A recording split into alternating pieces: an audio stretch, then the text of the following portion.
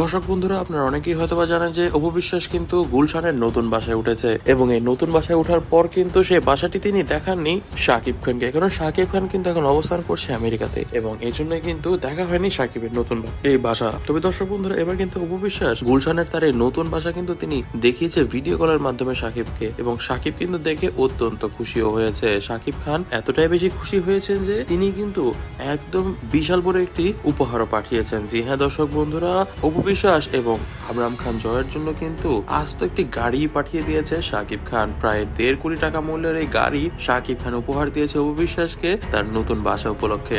নতুন বাসায় ওঠার প্ল্যান কিন্তু অপু বিশ্বাস অনেকদিন ধরেই করছিল, মোটামুটি প্রায় 1.5 বছর ধরেই কিন্তু তিনি ভাবনা চিন্তা করছিলেন যে তিনি বনানী থেকে গুলশানে শিফট হয়ে যাবেন এবং গুলশানে তিনি থাকবেন, কারণ গুলশানে থাকলে তার ব্যবসা প্রতিষ্ঠানের জন্য ভালো এবং জয়ের স্কুলও কিন্তু গুলশানের থেকে কাছে, এবং এজন্য তিনি গুলশানের 2 নম্বর সেক্টরে বাসা নিয়ে নিয়েছেন। এবং এই বাসাটি কিন্তু অনেক লাক্সারিয়াস, প্রায় 6টি রুম, 5টি বাথরুম এবং বিশাল বড় ডাইনিং, লিভিং এবং কিচেন নিয়ে কিন্তু এই বাসাটি প্রায় 6,500 স্কোয়ার ফিটের এই বাসায় কিন্তু অপু বিশ্বাস আর আবরাম খান জয় একাই থাকবেন। এবং এই লাক্সারিয়াস বাসাটি কিন্তু দেখে শাকিব খানও অভিমত।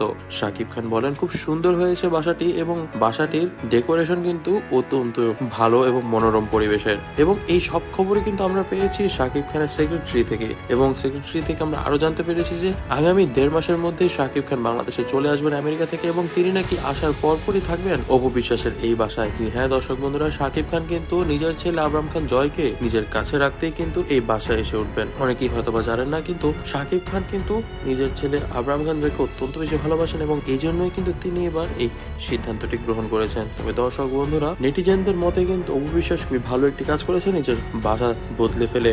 এতে করে আবরাম খান জয়ের জন্য ভালো হবে এবং অনেক পরিমাণে তাদের ভোগান্তি কমে যাবে। তো দর্শক বন্ধুরা, আপনারা এই বিষয়ে কি মনে করছেন তা কিন্তু কমেন্ট বক্সে কমেন্ট করে জানাবেন। আজ থাকছে এই পর্যন্তই দর্শক বন্ধুরা, দেখা হবে নেক্সট কোনো ভিডিওতে। ততদিন পর্যন্ত ভালো থাকবেন, সুস্থ থাকবেন এবং আমাদের চ্যানেলটিকে ভালো করে সাবস্ক্রাইব করে দিবেন। এবং যারা যারা আমাদের ভিডিওটি দেখেও চ্যানেলটি সাবস্ক্রাইব করছেন না, তাদেরকে বলছি প্লিজ আপনারা আমাদের চ্যানেলটিকে সাবস্ক্রাইব করে যাবেন। ধন্যবাদ।